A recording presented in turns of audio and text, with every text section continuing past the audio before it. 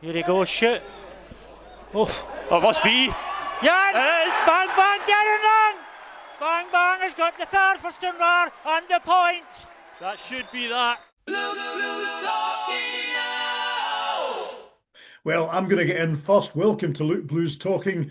Bang, bang, it's bonfire night while we're recording, and that might just be a theme as we look back on the win over Forfar and we look ahead to Clyde away and St Mirren B at home.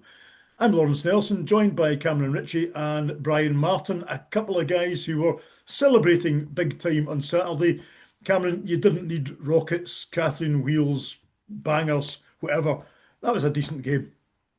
It was. It was slightly strange in a way. I think Brian checked at half time in terms of the possession because it felt like Forfar had a kind of decent share of the ball, but equally they did so little with it in terms of testing Josh Lane.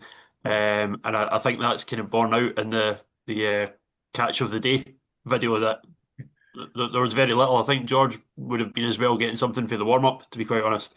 Um, Plenty of the ball. But I think they scored with their only shot on target, and that kind of tells the story.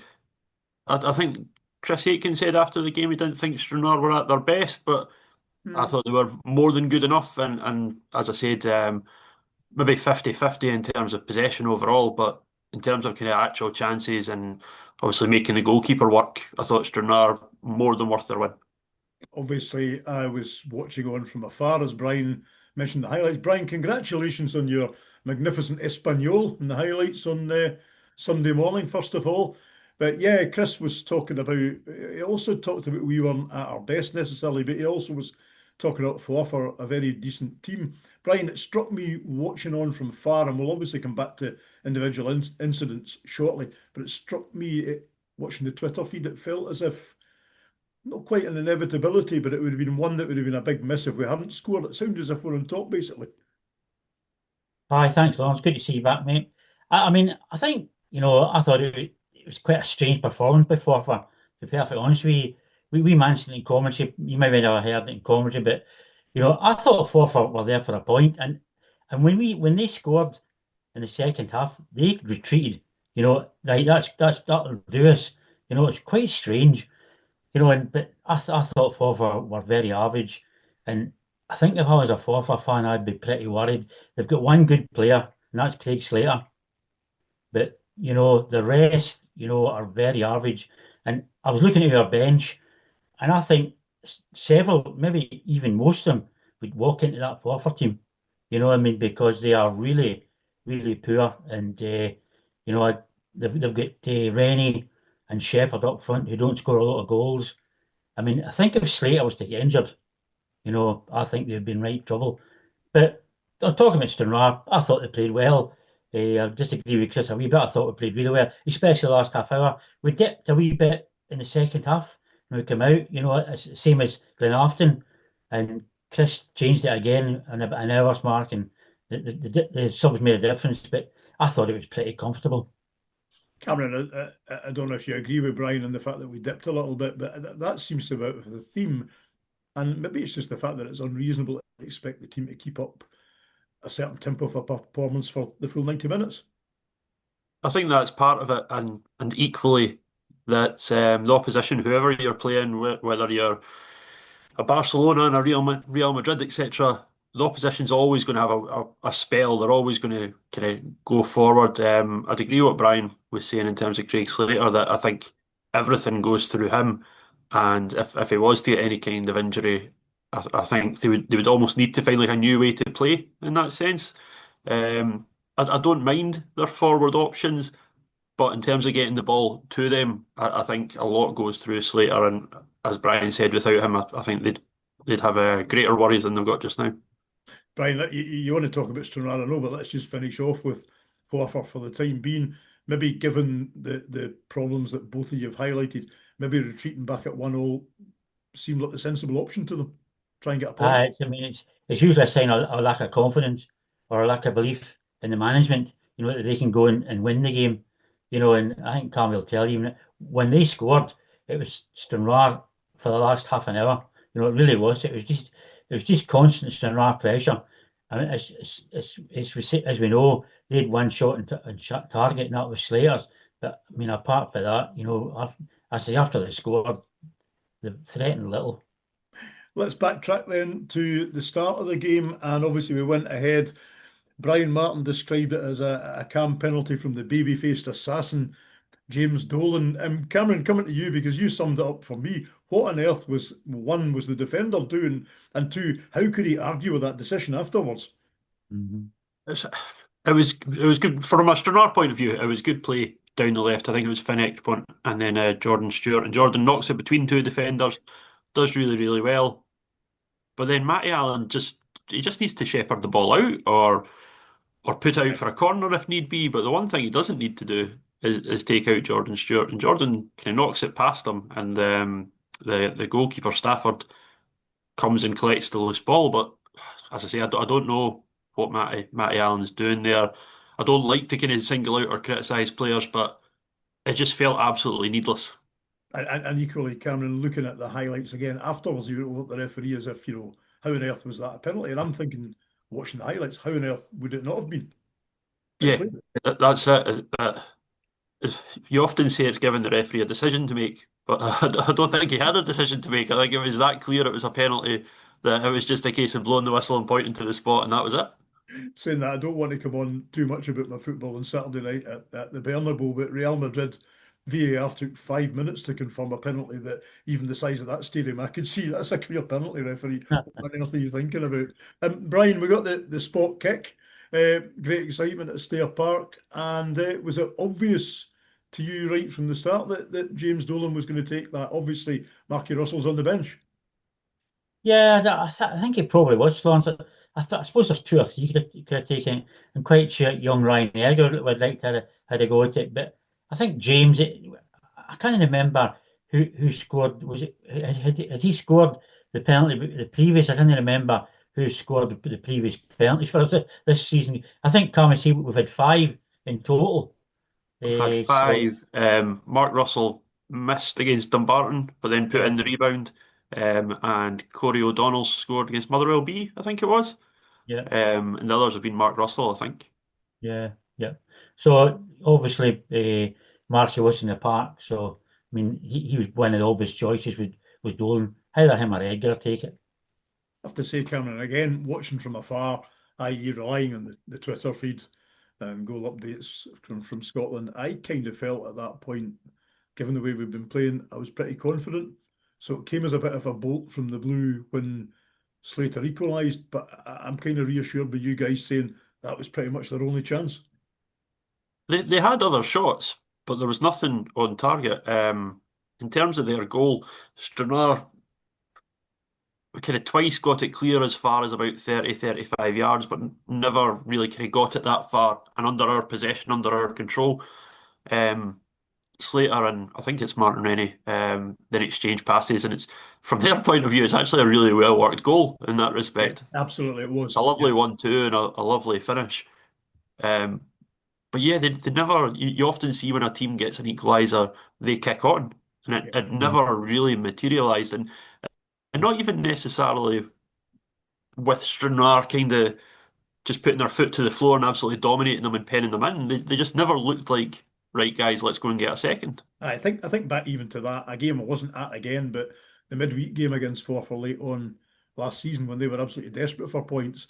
We were ahead then, they got an equaliser and come back into it. So that didn't happen. And actually, looking at the highlights, Brian, we had bits and pieces at the other end. Ryan Edgar, for example, early in the game, it looked like a dress rehearsal with hindsight for his goal, a header at the keeper, and Stafford did well to stop him. So, we were creating the chances even in the first half, and my God, they then came in the second half.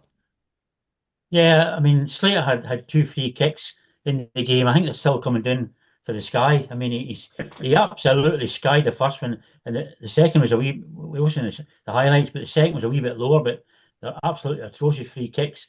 But as you say, Lawrence, Ryan had a sighter in the first half, and the set. What a fantastic ball for Deryn. I never noticed at the time. What a dig out on the far side, and it was right on his head. And he put it to the wrong side of the keeper. The keeper was stranded, and it was a really good header. And that was and from there on in, I thought we'd probably do it. Aye, Forfar were obviously listening to Luke Blues talking last week and decided to drop McCallum. I'm no buying this injury you're telling me about. I think they were a bit worried about our tactics of having to go at their keeper. Cameron, Ryan Edgar's finish, he managed to screw that head around, get a fair bit of power on it. And you know what, even that chance in the first half, he must be feeling confident. 2 goals in 2 games suddenly. I think that's it. He's getting a proper run as forward, obviously in the team.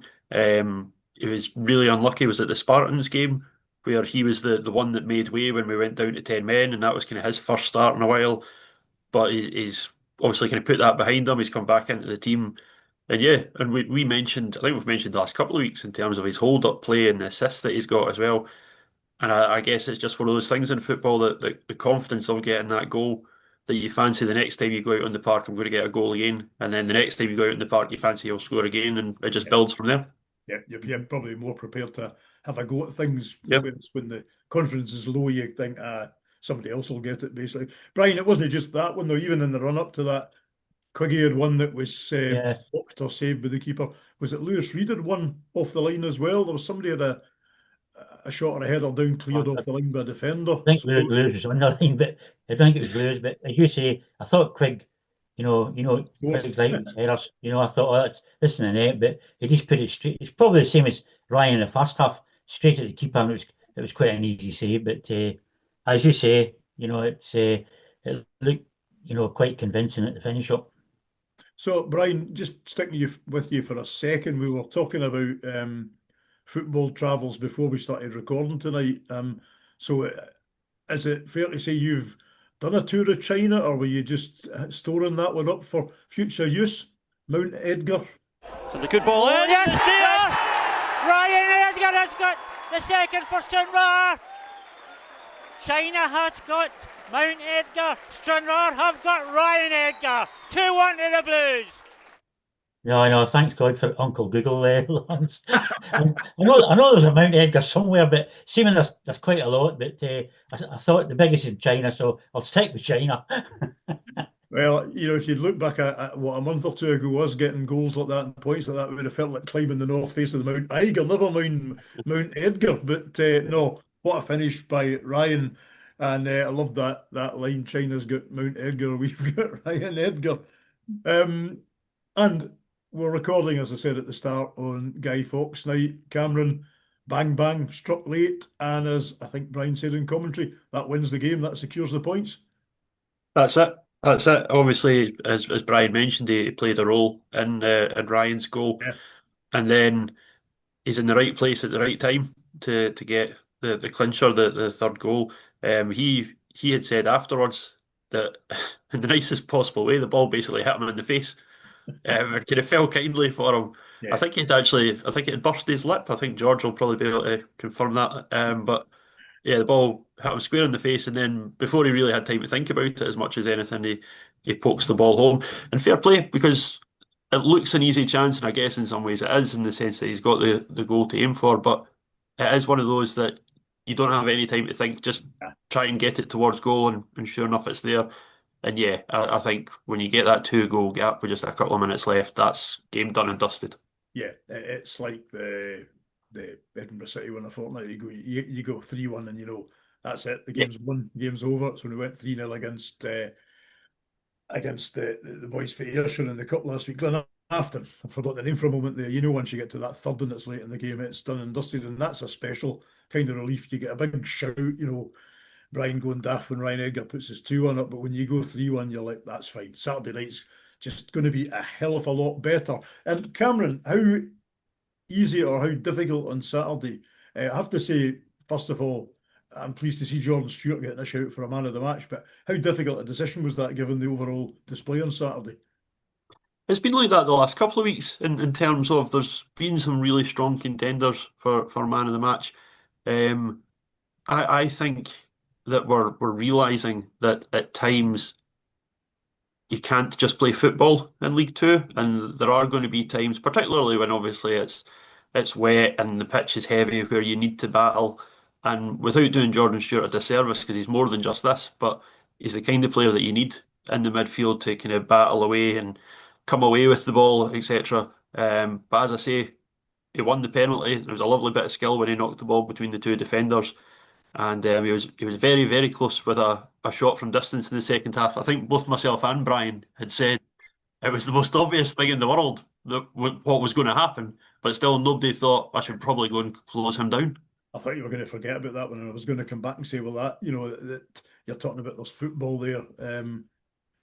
I loved his dink past the defender in the run up to the penalty. That was absolutely excellent. Brian, 10 goals in 3 matches. What a turnaround from a month or so, 6 weeks ago, in terms of goal scoring anyway. Well, I think, Lawrence, it's mainly confidence. The team's getting a lot of confidence now.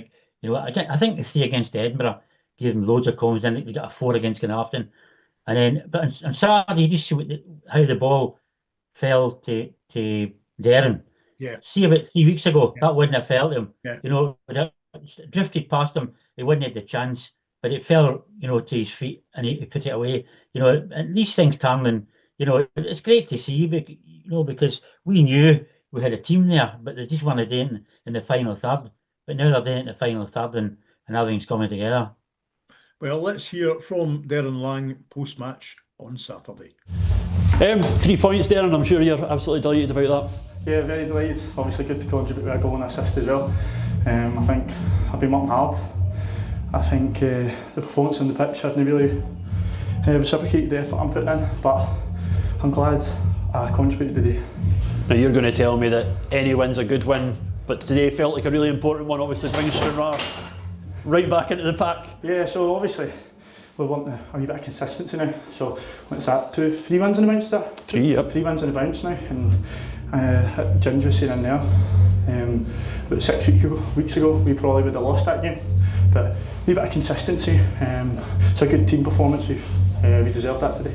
What is the difference in terms of when they equalised? Obviously Stranraer, for the last half hour basically, were pushing, and as you say, maybe a few weeks ago that wouldn't have happened. To be honest, nothing's really changed. We've still been working very, very hard at training, and we've been digging in so much.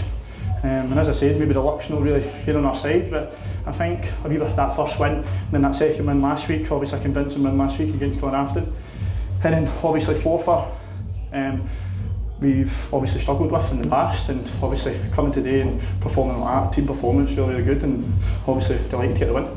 It's funny you say about luck not being on your side, that when things do start to go for you, things like that seem to go for you. I mean, it's just the confidence as well. See, the confidence, I think we've been lacking a wee bit of confidence, but obviously as we've been winning the last 3 games today, the confidence has grew, and as I said, 6 weeks ago we wouldn't have won that probably. And in terms of your goal, obviously placed it just inside the post. I mean, I didn't really have much time to think about it. I think it came off the deflection off the defender. It's hit me in the face. You know why ball hits you in the nose, I can't really see it, it's burst my lip, and I've just took a swipe at it. All I've seen is ball bounce, and fortunate for me it's within, because I wouldn't have left that down, especially with being 2-1 as well. That said, being a striker, what's the phrase that you don't care how it goes in as long as it goes in? I mean, I'm glad to contribute to a goal, obviously with that long period out. Obviously I scored against Mirren B and got an assist, but I think I've been working really, really hard for that. And I'm hoping I take that into the next game. And that's it. Obviously, this game's now been and gone. It's just a case of kind of full focus on Clyde. Yeah, they're in form just now as well. I don't know if they won or not today, but they're in form. They've been playing really well, so we need to be up to our best because obviously we've been playing well. So hopefully we kick on next week again and get that 4th win in a row. And I think I'm right in saying 4th in the table, down to Dumbarton. 2 points separating them. It's a crazy league. I mean, it's still very tight. Obviously, it's still very early. There's not really anybody pulling away from the pack. It looks like from the previous fixtures, anyone can beat anybody. So we're just going to take this win and build on it, and hopefully, as I said, beat Clyde next week.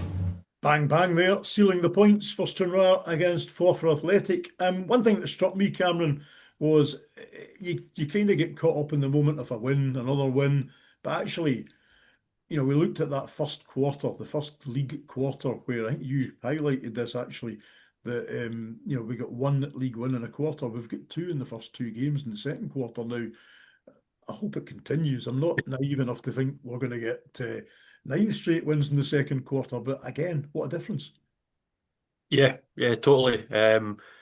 Obviously, nobody more so than the management were disappointed in terms of the points tally after the first quarter. And again, I don't for a second think that you'll go, oh, good, we've beaten the first quarter's points total. That'll do us for the second. But yeah, just that confidence, that momentum, it just kind of snowballs, and it just keeps, hopefully, it just keeps kind of us heading in the right direction. And there is clearly that kind of belief now that doesn't matter who we're playing, we'll go out and get a result. I saw somebody had said that, yeah, we've got a challenging run of fixtures coming up, but judging by our form in the first quarter, every fixture was challenging. So, in that sense, whoever we take points off, I'm more than happy about that. Yeah, and Brian, I know the table can change again in a week's time, but the one thing I will say is we're right caught up with the pack now. Oh, absolutely, Lawrence. Right there. I mean, just one point off fourth. I mean, if we win on Saturday, we're just 3 points off Clyde, who are in third. So you just got to keep on looking up the table, and who's our next one, just try and knock them off, and just move up that table. And it's just it's calm as it's just a confidence thing. Just keep going with it. And Brian, we've kind of obviously picked on goal scorers, and you did mention Josh Lane as not having an awful lot to do. So just seek the forgiveness of other players who we've not mentioned that many of them. But I'm guessing just from the highlights, there was a string of good performances out there on Saturday. Well, the obvious pair is Reid and Rough. I mean, you could pick them every Saturday, but Cap McKnight and Ekrapont have done really well, right and left back. And he's got that. As I keep on saying, the spine of the team seems to be coming together. You've got Stuart sitting in front of the back four, and then Quigg. He's got his spine, and he's maybe looking at Edgar through the middle now. So that spine is there, and he's got the boys on the right and the left.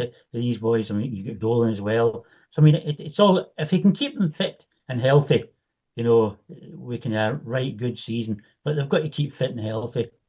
And as Brian said earlier on, Cameron, we've got a cracking bench. I guess one of the tasks now for the management team is, if the starting 11's starting to look a bit more familiar, keeping these other guys happy. It is, but equally we've seen how quickly things can change in terms of injuries, etc.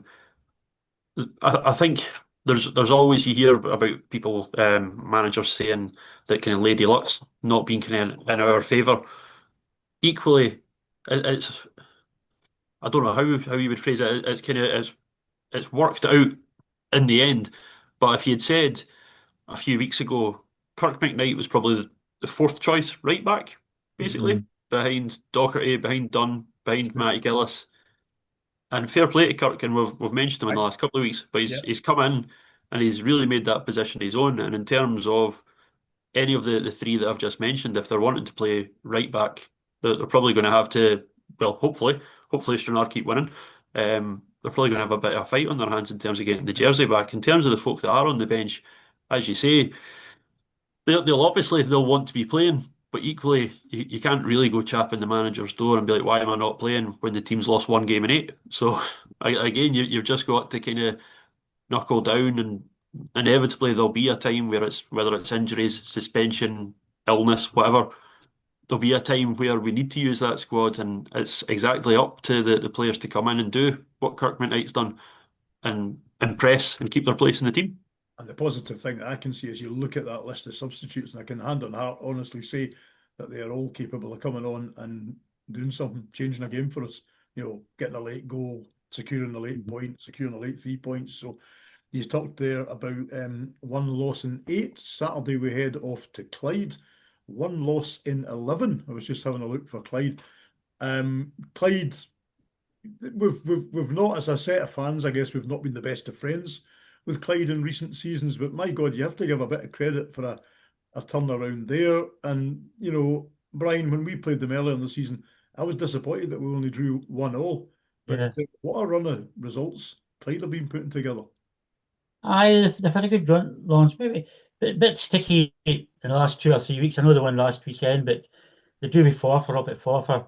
nothing each. And I wasn't at all impressed with Forfar, so I don't know. I would It's settle quite, for a draw at Forfar. I would yeah. settle for a draw at Forfar. Well, I know, but seeing them on Saturday, I said, well, I mean, you'd think, maybe it's just one of them days for them, I don't know. Yeah, But I would fancy my chances up to Forfar again, because we're a would team. do. But I think we're going a wee bit under the radar, Lawrence, and I'm loving it. Yeah, Nobody's quoting us, and you'll probably know it the same as me. I got on to the prediction league in one of the social medias, and I was looking through them tonight. Against Dumbarton, there was 46 guesses, and 42 people said Dumbarton would beat us, and there was 4 draws. I think Blue 1870 gave us a draw. Against Edinburgh City, there was 44 guesses, 39 for Edinburgh, three draws and 2 Stranraer. So, and I was on the night, and at the moment, Clyde have got 17 votes against 2 draws. So, I mean, I was writing us off. They don't rate us. let's I just leave it seen, like that. yeah, I seen Let's just somebody leave it writing. like that. Yeah. I seen somebody writing in one of the social media saying they were on about, I think it was maybe Elgin, but the guy says, but the 2 South teams will save Ennis from being in the bottom 2. So he's always talking about Annan and Stranraer. And I says, mate, you haven't seen Stranraer lately. I says, in my mind, they're going to be nowhere near the bottom 2. And was The way we're playing. was that a fan or was it the Elgin manager, your old pal? I don't know. It was just it was a fan, Yeah, who yeah, was quoting, and Stranraer, they're not quoted, but as you say, keep it that way, because absolutely. Yeah. And let's just remember how Elgin got on when they came to Stair Park. There were nothing extraordinary. Cameron, coming to you again, just acknowledging the turnaround in Clyde from where they were. Like they basically spent big to avoid bottom place the season we were bottom. They weren't that great last season, but my God, at the moment they are sitting pretty. I think so. Yeah, absolutely fair play to them. Obviously, they're a club that in recent years, well, in the kind of medium past, have been sitting in the Championship, have been in League One, etc. And yeah, they did look in a kind of poor place in recent years. I was starting to kind of feel almost like one of those, if it's not this season, it'll be next sort of scenarios. But no, they seem to have kind of broken that run and doing well. And again, a team that we'll have to be wary of, but equally, if you played this 3-4 weeks ago, I imagine they would have been a lot more confident than they are now in terms of the odds that they would have got. I'm the same as Brian, that I'm more than happy for Stranraer to keep going under the radar. Equally, I think we would be bottom if you put the points back onto the teams that Yeah, has yeah. had them deducted. So I'm not suggesting for a second that look out Spartans, we're coming for you. But equally, yeah, we're in a good place just now. And in that sense, when you are in a good place, you shouldn't kind of be fearing any team. You shouldn't be kind of worried about, oh, they've got, as you say, 1 defeat in 11. We can kind of look after ourselves and hopefully go and get a result.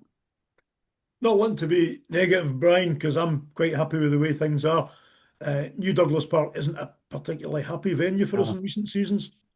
No, we've been beat once or twice there recently, and I think the game it still sticks in my throat is a 1-0 against. When we were near relegated, Jordan Allen scored in the very last minute.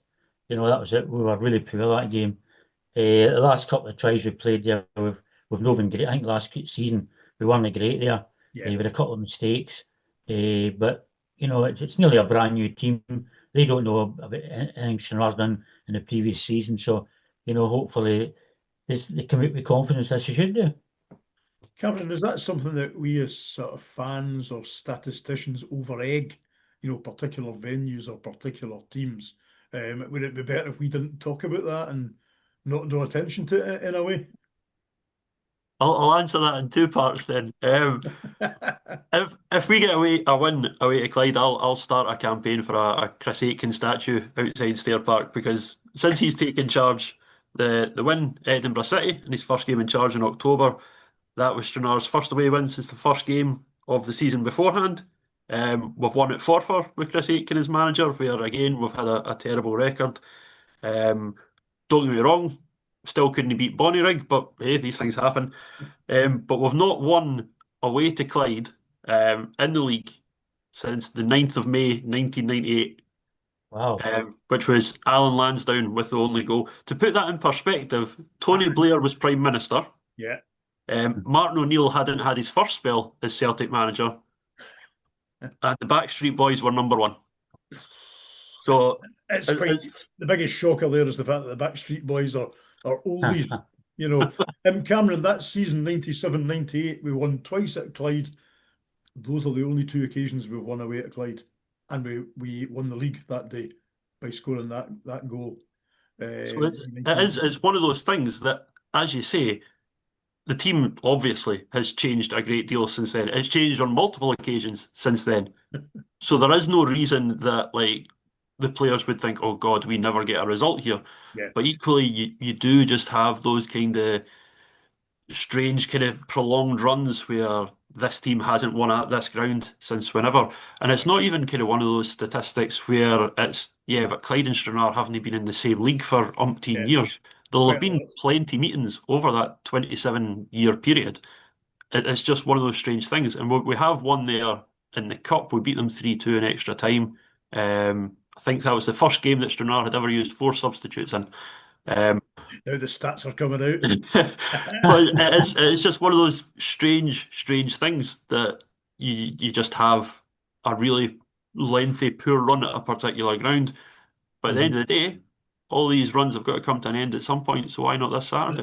It's not just a particular ground, it's particular grounds in the Yeah, grounds, exactly. I'm not having a go at Clyde, but they've obviously moved over that time. Brian, talking about changes in teams. So, you know, I was listening to Cameron there and I'm thinking, it's not as if it's like Robbo or Gal that have been at the club for 10 years thinking back. But sorry, I was going a wee bit adrift there.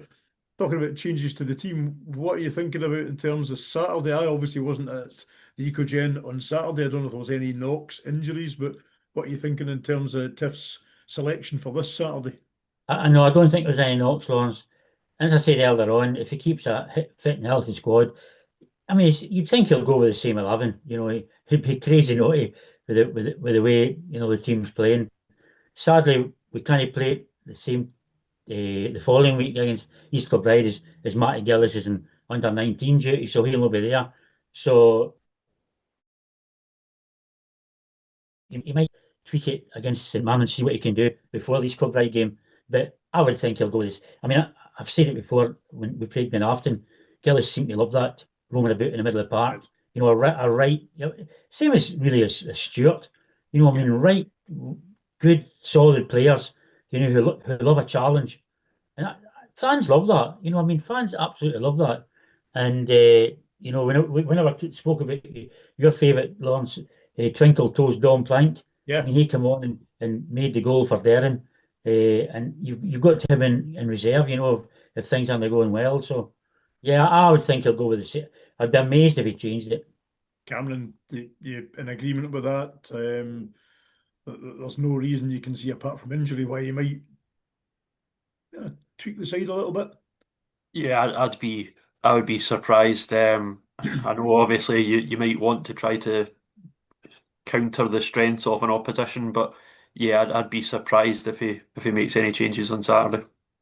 Now I'm going to be a bit awkward here while we're talking. Consult.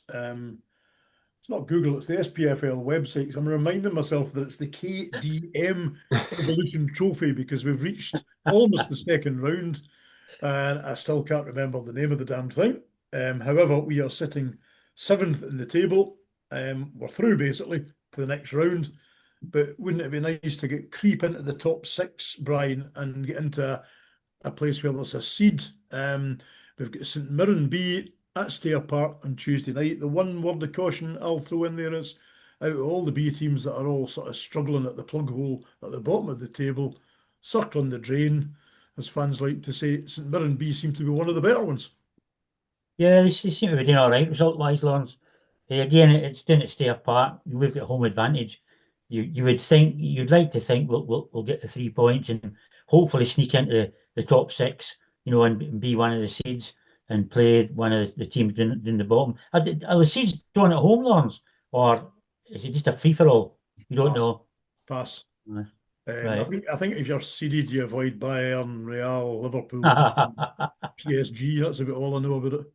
Right, we're going to meet them. I think it'll just be a straight draw, but you miss the championship sides. I Think suspect you're drawn against one of the qualifiers that are Yeah. unseeded rather than one Yeah. of the 10 championship teams coming in. Cameron, what have it's easy to criticise this tournament and everybody's got their various reasons for criticising it, but what have you made of it in terms of Stranraer this season? I've enjoyed it because we've won games. As simple as that. Um, Because I was going to I'm- say, like me, you've probably seen a limited amount of football in it because they've been midweek games at home generally. I think the only ones I've seen have been Queens at home, which was a draw, and Kelty away, which was so far, touch wood, our only disappointment in it, really. yeah, it's been interesting because it's been different challenges. The B teams, there's obviously more of a kind of what would be the word, kind of determination to play a particular style. It's all about the kind of learning process for the young footballers as much as anything. And at times, and I think I said this after the Motherwell game, I don't feel it's helped them in the sense of we'll keep playing it out from the back. And I think pretty much every kind of opportunity that Stranraer had that night was us just seizing the ball kind of 30 yards out.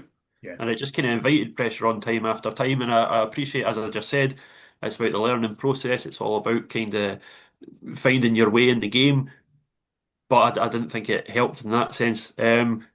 It's given the manager the chance to kind of look at different things, different players, and in that sense, I suppose it's probably worked out quite well because we've now hopefully found that kind of successful team, that team that's going to take us forward.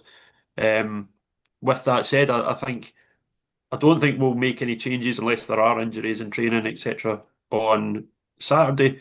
But I'm not so sure about Tuesday in terms of will we freshen things up, will we give players a rest, etc. I was wondering, for example, Cameron, if it would be an opportunity on Tuesday for Ronan Hughes to get some minutes in a competitive match. He's had to bide his time. He's run his socks off up and down the park before games, try to come back from injury. But obviously, the manager probably doesn't want to throw him straight in, given that the team's been doing well. I think so. I think certainly I was a little bit surprised in that sense against Glenafton that he didn't come on and get minutes. Just as you say, kind of easing him back into the team. It certainly sounded like Corey O'Donnell wasn't terribly far away. Evan Dunn's been out running as well. I wouldn't necessarily be surprised to see them get some sort of minutes. Whether that's, I'm not suggesting that's going to be the full 90 for each of them, but perhaps kind of just getting minutes into their legs and kind of getting closer towards full fitness. Yeah. Brian, what about you? What have you made of the KDM Evolution Trophy? I mean, it's going to get a pot of money. That's one thing. Yeah. Either 30 or even 40 grand will be absolutely lovely. But on about the team selection there for next Tuesday, Gillis and Frank are cup tied. Yeah. So they can't play. So I'm just wondering if he'll give Ronan Hughes, Gillis's position there, and bring Ronan in for maybe an hour or something. I don't know. It's maybe too early for him, but he's got a couple of players who can come in there. So he might leave it to. Of course, he can also bring in Mark Russell. Yeah. So he's got plenty of options here to bring in place. So Gillis in that midfield. So I think it's been okay. A lot of people don't like it. As I say, it's given us a pot of money, and I think it's given us after the Motherwell game. I think it's given us confidence. Because we've played really well since the Motherwell game, and I think it's given us a bit of edge. Cameron, I'm intrigued by what you were saying a minute or two ago about the style of play that certainly so far, I don't want to include St Mirren because we've not played them yet, that they've tried to do. And certainly watching the highlights of the Rangers B game for one of them, it was exactly as you said. It was like two teams that were playing a different sport almost coming up against each other. And I get that the bigger B teams, if you like, want to practice that because they think that's the kind of football maybe their stars of the future are going to be playing. But I still come back to then, would they not be better playing a reserve match against Celtic B or Aberdeen B rather than, semi-professional players who actually want a result, want to win the game? It's a strange one because there seems to be kind of some managers that the philosophy, the way they want to play almost trumps results, which I would totally disagree with. The most effective way to play football for me is a winning way, and, Yep. and however you go about that. I don't think I've ever come away from a game where the team that you were cheering on has lost and you've gone, yeah, but we played some nice stuff. That's great. We got beat 6-5, but that's lovely.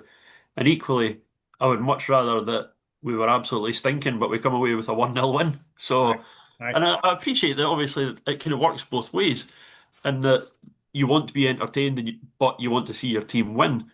But I would take 36 1-0 wins, and obviously you win the league based on that, as opposed to, I don't know, 18-4 all draws. I'm sure if you were coming away after the fourth or fifth game, you'd be like, really, really good going forward, but my God, we can't defend.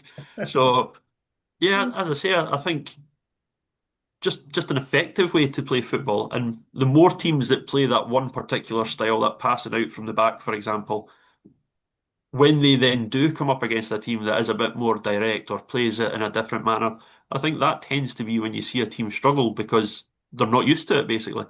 No, no, we've all seen examples of teams where they go short at the back, but instead of varying it, they keep going short. And Yeah. within about 10 minutes, the opposing managers just press them. They're not going to go long until they actually have to. And the one I always remember was taking my son at the time, very young, to see Spain against Japan at the Olympics.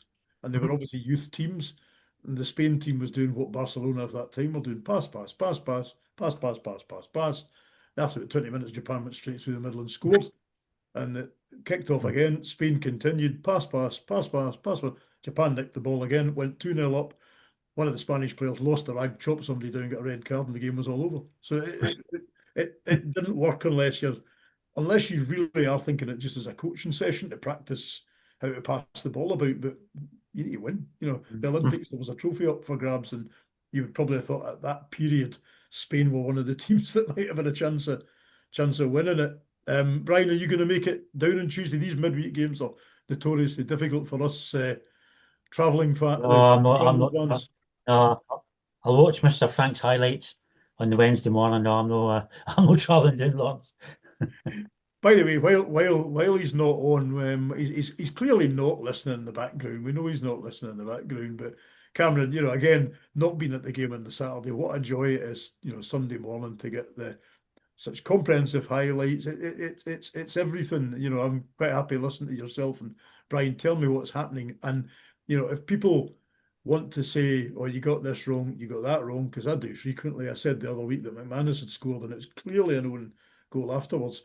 But my God, try watching the highlights from one of these clubs that have nobody there, and you're literally peering at the screen trying to say, "Who's that? Who's that? Who's that?"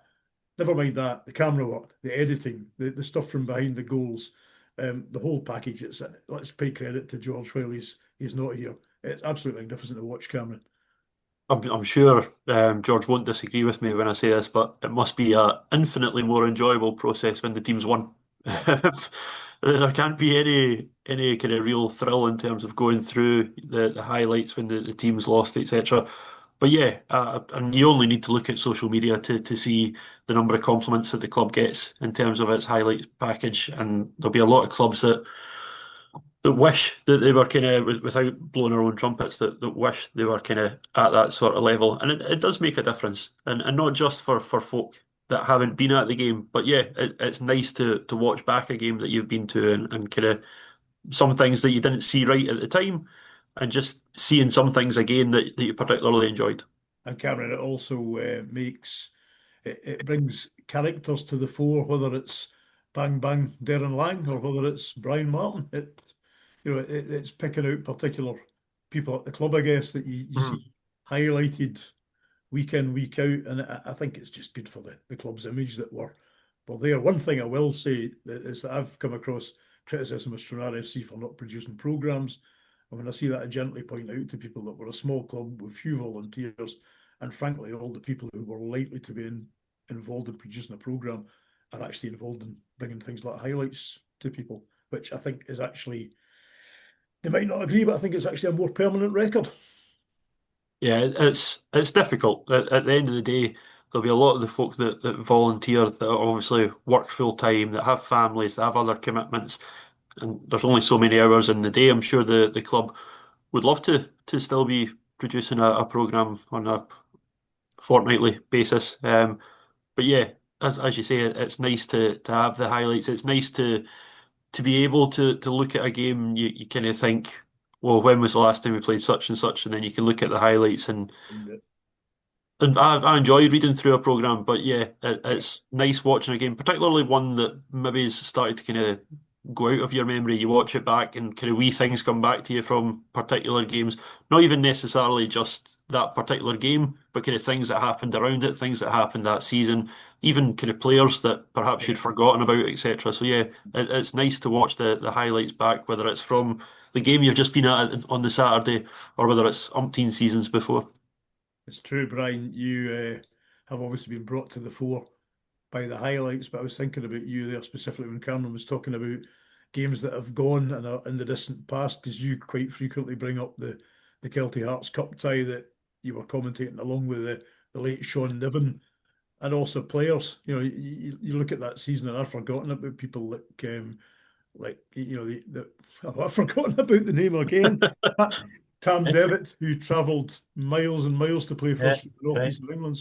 So Cameron's right in a way. You can look back at these and it brings up memories of a season. Players that maybe were with us for a season, but they've kind of already been forgotten about. Yeah, I know. I mean, I must admit, if a player's not that great with us, I forget about it very quickly. But you know, I still watch the East Kilbride Stranraer game. You know, I still watch that miss for Baldy. Yeah. For Joe Baldy, you know, I just says, my dear, that just shows you, you know, our Lady Luck was on our side that day, you know, and I still watch it with amazement to see how we managed to get through that. But it's great. I mean, I absolutely love it. You know, it's fantastic watching the highlights, and I mean, I know Colin done it for a wee while before George and that, and it's really good, and the club can get volunteers like that. And as Tommy says, you know, it's everybody loves it. You know, everybody loves the highlights. Well, nearly everybody. I thank God that in lockdown that Ian Dugan, Sean Niven didn't opt Yeah. for a lot, but actually we bought a camera. What a difference that made to George and to all of us. So thank you very much for watching Luke Blues Talking. Couple of games coming up. Clyde is obviously away on Saturday at Hamilton. And then Tuesday night, don't forget, at the Ecogen Stadium at Stair Park, St Mirren B at home in the final league match in the KDM Evolution Trophy. Thanks for watching.